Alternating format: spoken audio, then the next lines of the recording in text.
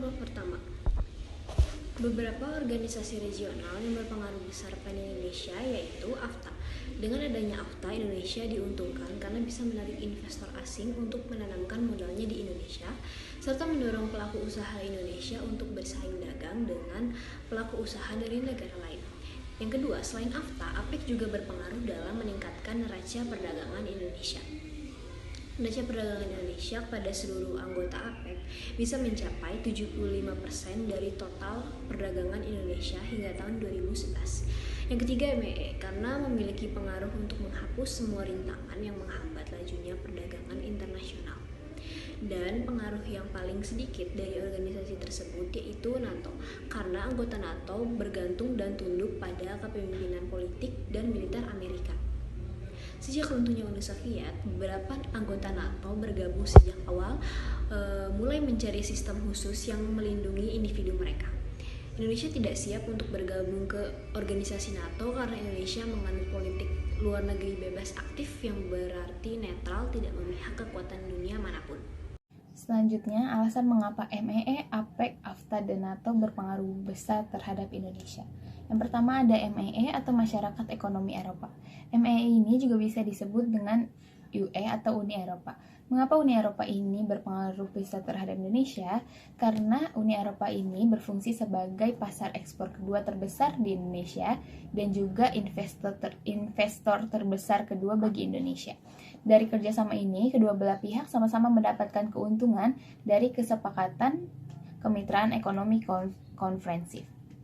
Terbukti pada waktu itu, Indonesia mendapatkan keuntungan surplus perdagangan hingga 5,7 miliar Eropa dengan Uni Eropa ini.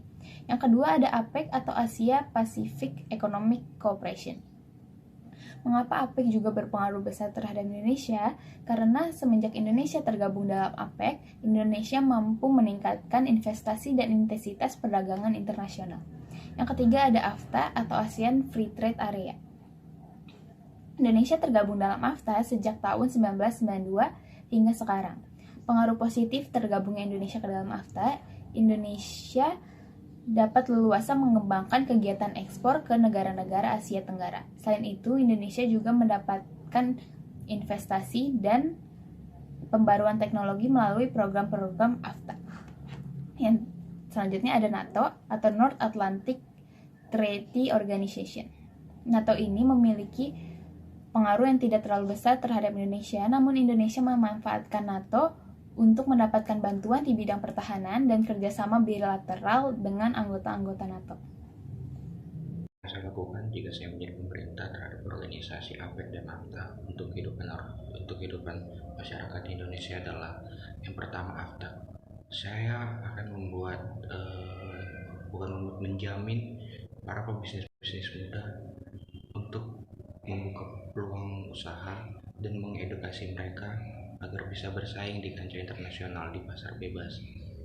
Yang kedua, untuk organisasi APEC, saya membuat kerjasama ke beberapa negara-negara yang menguntungkan masyarakat Indonesia dan tidak merugikannya. Sekian.